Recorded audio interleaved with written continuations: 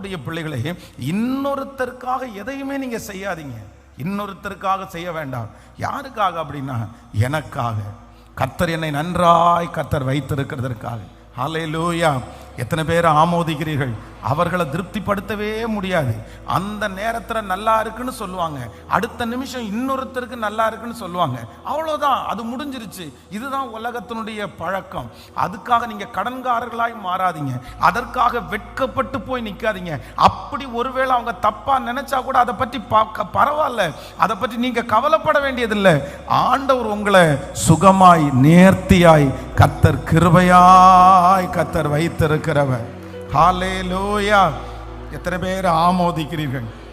கைகளை உயர்த்தி ஏசப்பாட்ட சொல்லுங்க, ஆண்டவரே, மனுஷனை திருப்திப்படுத்துகிறதற்காக அல்ல, ஆண்டவரே உங்களை திருப்திப்படுத்துகிறதற்காக எனக்கு நீர் கொடுத்திருக்கிற இந்த வாழ்க்கையை நான் வெற்றியாய் வாழ்வதற்கு கர்த்தர் எனக்கு கிருபை தருவீராக.